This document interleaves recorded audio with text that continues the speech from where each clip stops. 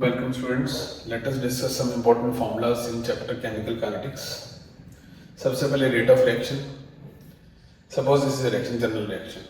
अब इसका rate of reaction क्या होता है? Change in concentration of any reactant और प्रोडक्ट पर यूनिट टाइम. इसकी एक्सप्रेशन लिखना आना चाहिए आपको. देखो जैसे ये रिएक्शन है तो रिएक्टेंट की कंसंट्रेशन डिक्रीज हो रही है, प्रोडक्ट की कंसंट्रेशन इंक्रीज हो रही है. Rate is equal to -1/a. Coefficient से डिवाइड करना है, जो उसका कोफिशिएंट है उससे डिवाइड करना है आपको. -1/a delta a by delta t, -1/b delta b by delta t. Products में plus 1/c delta c by delta t. इस तरह से हमने एक्सप्रेशन बनानी है whenever the reaction is there. ध्यान दें, रेट ऑफ रिएक्शन हमेशा प्लस में होता है. ये जो क्वांटिटी है change in concentration of a upon time, ये माइनस में होगी क्योंकि a रिएक्टेंट है वो डिक्रीज हो रहा है. ये भी क्वांटिटी माइनस में होगी, but rate of reaction will always be positive and all of these quantities are equal.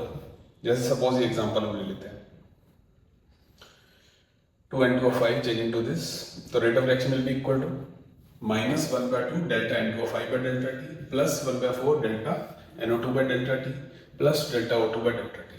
किसी की एक की स्पीड दी होगी, सपोज इसकी स्पीड दी है, इसकी स्पीड माइनस में दी होगी, तो यहाँ पुट करके आप रेट ऑफ रिएक्शन निकाल लेना, फिर इसकी स्पीड निकाल लेना. सपोज NO2 की स्पीड दी है, प्लस में दी होगी, इसको पुट करके रेट ऑफ रिएक्शन निकालो, फिर इसकी या किसी और की स्पीड निकालनी है. तो that is the first part of the first reaction formula. सबसे ज्यादा यूज होने वाला फॉर्मूला, 100% क्वेश्चन आएगा ही आएगा इस पे. नेक्स्ट हम आगे चलते हैं. रेट कांस्टेंट के यूनिट्स पे क्वेश्चन आता है. हमें पता है ऑर्डर ऑफ रिएक्शन क्या होता है. Rate is equal to k concentration की power n, where n is called order of reaction. ये ऐसे अगर आ जाए हमारा rate is equal to k a की पावर अल्फा, b की power beta. Then what is the order of reaction? A concentration power alpha, B concentration power beta. What is the order of reaction? Alpha plus beta. ठीक है. और K के unit क्या होंगे? मोल पर litre पर second. K के unit होंगे, सॉरी रेट के यूनिट होंगे. K के यूनिट जो है वो चेंज होते हैं, उसके यूनिट होंगे मोल पर लीटर की पावर 1 - n पर सेकंड. के यूनिट बदलते रहते हैं, रेट ऑफ रिएक्शन के यूनिट नहीं बदलते कभी. मोल पर लीटर पर सेकंड ही रहेगा, जबकि के यूनिट ऑर्डर ऑफ रिएक्शन के हिसाब से चेंज हो जाएंगे. Suppose it is a zero order reaction, तो फिर क्या होगा? एन को जीरो पुट करो, आंसर आ जाएगा मोल पर लीटर पर सेकंड. तो जीरो ऑर्डर रिएक्शन में, in case of zero order reaction, rate के यूनिट्स और रेट कांस्टेंट के यूनिट सेम होते हैं. अगर ये फर्स्ट ऑर्डर रिएक्शन है तो if it is a first order reaction तो यहाँ पे 1 पुट करो, 1 - 1 0 हो जाएगा. के का यूनिट सिर्फ आ जाएगा पर सेकंड, 1/सेकंड. अगर ये सेकंड ऑर्डर रिएक्शन है तो n को 2 पुट करो, 1 - 2 -1 हो जाएगा, तो यूनिट बनेगा लीटर पर मोल पर second. So that is important about rate constant. ठीक है, आगे चलते हैं.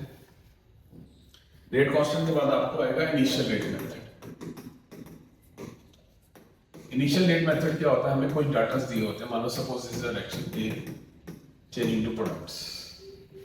कोई डाटा दिया होगा, A की इनिशियल कंसंट्रेशन, B की इनिशियल कंसंट्रेशन और साथ में rate of reaction 0.1, 0.1, 2 × 10⁻³ 0.1, 0.2, 4 × 10⁻³ 0.2, 0.2, 32 × 10⁻³.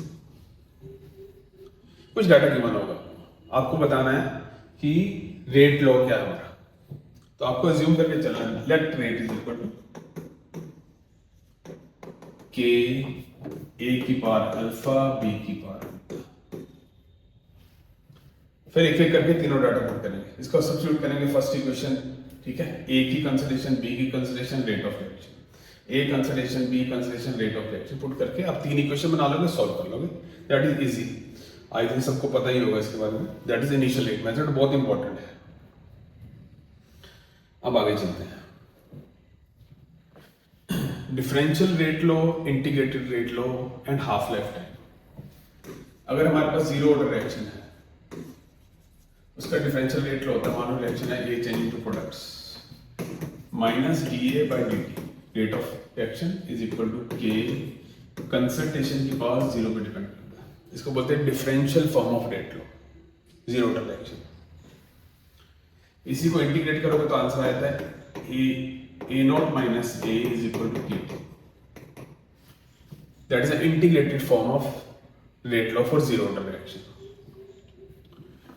That is A not मतलब initial concentration minus final concentration is equal to k t, और half life time it is A naught divided by 2k.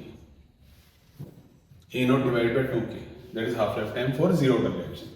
मतलब half life time जो है initial concentration के directly proportional है for zero order reaction. Differential form, integrated form, and then half life time for zero order reaction. Then first order reaction. First order reaction. उसके लिए differential form होगी minus dA by dt. is equal to k a की power 1. Differential form of rate law, integrated form of rate law 2.303 log of initial concentration divided by final concentration is equal to k.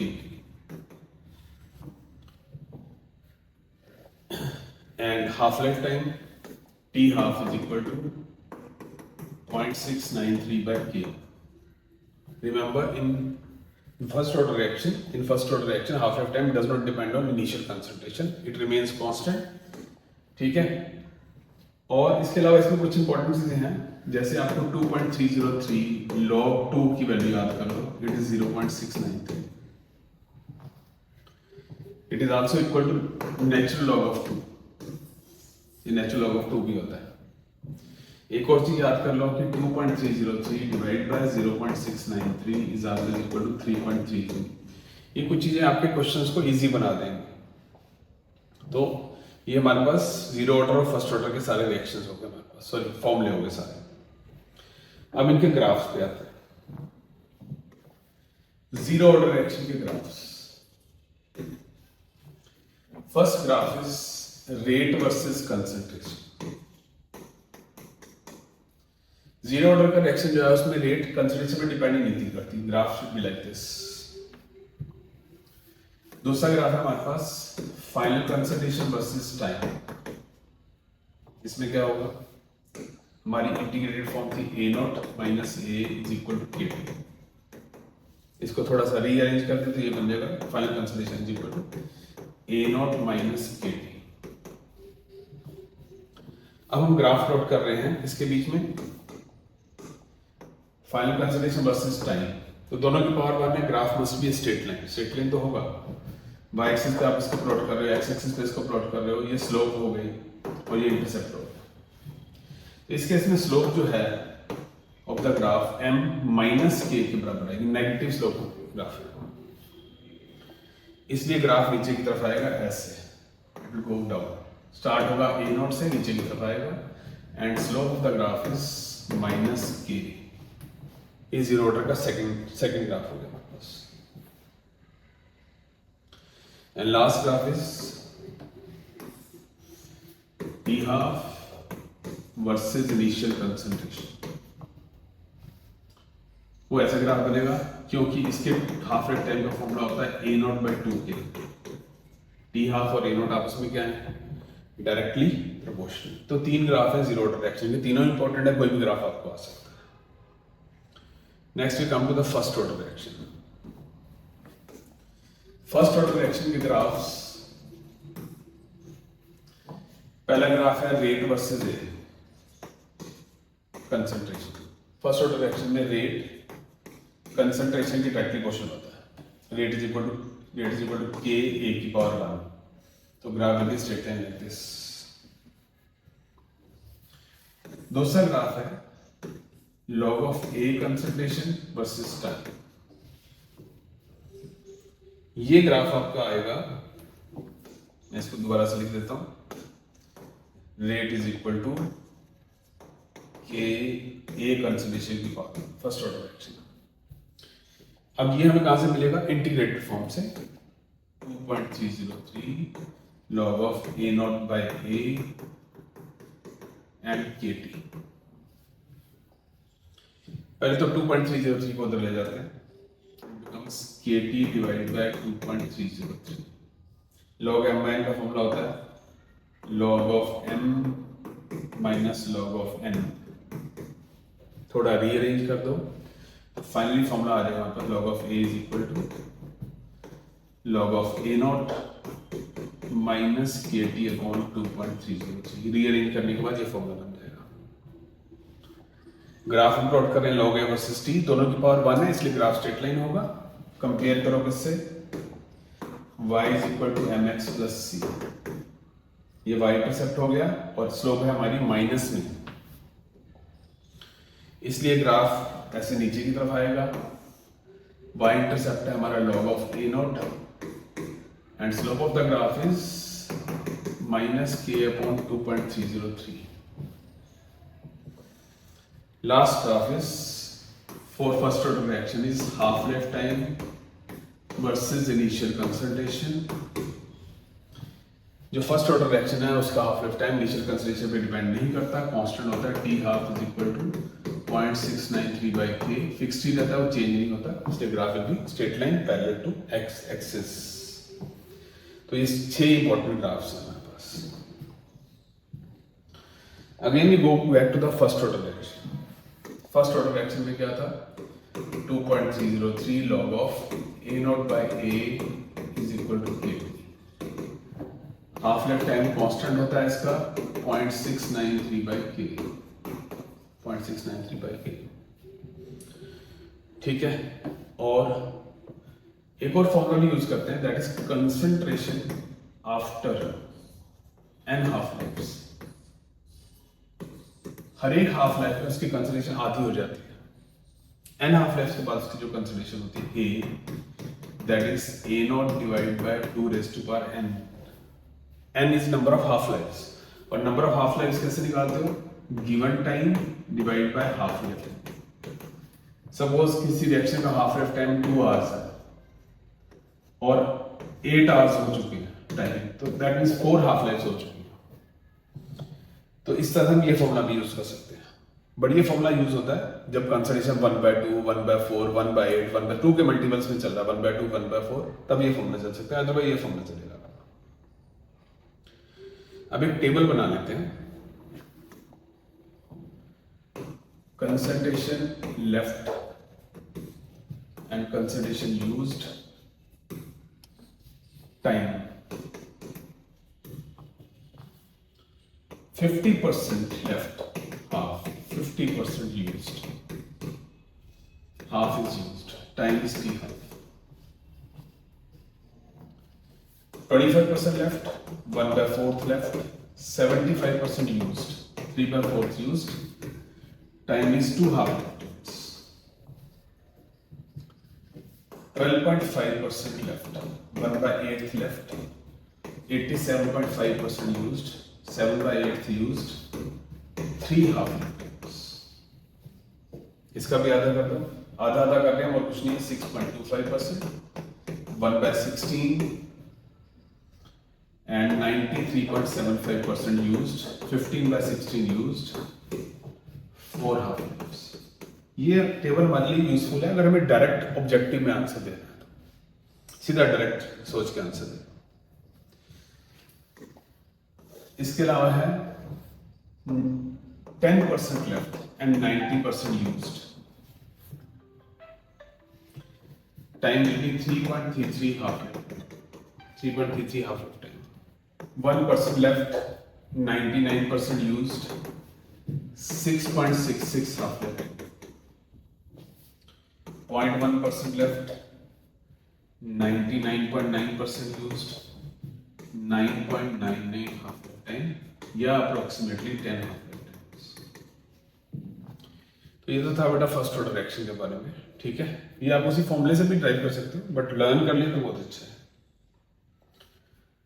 Now in the last we go to the Arrhenius equation।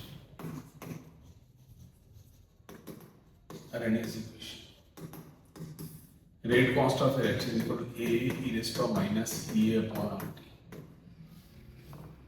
K is the rate constant, A को बोलते हैं frequency factor। It is basically number of collisions per second, how many collisions are taking place per second। और it is also called pre exponential factor.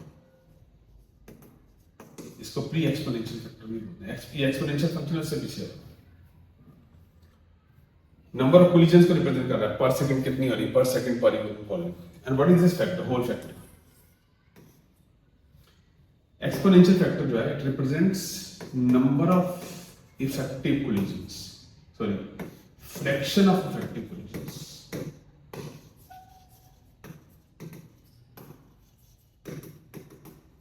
This factor represents those collisions in which there is activation energy available, जिनमें activation energy available है, effective collision होने वाले। ये पूरा factor fraction effective collision है। अगर इसमें लॉग ले लें हम दोनों तरफ, log of k log of a plus log of e raised to minus e by r। log of k ले लिया, log of m into n था तो हमने log का फॉर्मूला लगा लिया, log m plus log m। Natural log लिया अभी, natural log to the base e। log k is equal to log a। log natural और e अपोजिट फंक्शन होते हैं, log natural and e are opposite function, cut गया minus e by r t आ गया। ठीक है, अब अगर हम ग्राफ प्लॉट करें, log of k log natural of k versus 1 by temperature, तो ये दोनों आपस में डायरेक्टली क्वेश्चन हो गए। तो graph will be like this, जिसका y इंटरसेप्ट होगा log of a एंड उसकी स्लोप होगी minus E A by are.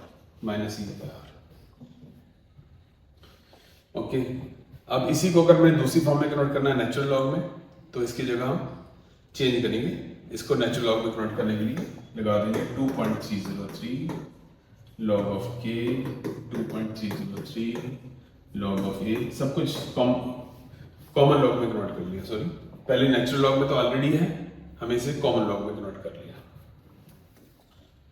Common log का मतलब होता है 10 बेस वाला लॉग, नेचुरल लॉग का मतलब होता है e बेस। अब ये कॉमन लॉग में सबको 2.303 से डिवाइड करो, log k log of a minus e upon 2.303 r into 1 by t। ये दूसरी फॉर्म आ गई आरएनएस इक्वेशन की। अब अगर हम ग्राफ प्लॉट करते हैं, common log of k versus 1 by t, again graph will be like this, but इसका जो y इंटरसेप्ट होगा वो common log of a and slope of the graph will be equal to minus e a upon 2.303 r। And this graph is very important, इसकी slope भी बहुत important है, इसमें numerically आते हैं डायरेक्टली। ठीक है, जैसे इसकी स्लोप दे देंगे क्वेश्चन में, ध्यान से पढ़ना कौन सा लॉग बोला है। अगर उन्होंने नेचुरल लॉग बोला तो आपने slope minus E by R लेके चलना है। अगर उन्होंने कॉमन लॉग बोला तो फिर ये स्लोप लेके चलना। मान लो स्लोप देने suppose minus E upon 2.303 R equal to something minus 1200, slope दे दी उन्होंने, वैल्यू दी होगी स्लोप की, सीधा इसके प्रॉब्लम करो, माइनस से माइनस कट गया, ये दो जाके मल्टीप्लाई करो, आर की वैल्यू पुट करो, एक्टिवेशन एनर्जी आ जाएगी। ऐसा क्वेश्चन कई बार आया हुआ है। और लास्ट है इसी की कंपैरिजन फॉर्म, वो है log of k2 by k1 is equal to e upon 2.303 r 1 by t1 minus 1 by t2। ये तो आपने बहुत बार न्यूमेरिकल किया होगा, भी बहुत बार आता है। इनिशियल टेम्परेचर दिया होगा सपोज 27 डिग्री दिया है तो 300 केल्विन, 37 दिया final temperature suppose 273, 310 kelvin put करो यहाँ पे। k1 k2 की रेशियो दी होगी, डबल है, ट्रिपल है, log of 2 आ जाएगा या log of 3 आ जाएगा, उसकी वैल्यू पुट करके आपको किसकी वैल्यू निकालनी होती है, एक्टिवेशन एनर्जी। सो ये थे हमारी इंपॉर्टेंट फॉर्मूले किसके, इलेक्ट्रोकेमिस्ट्री के। ओके।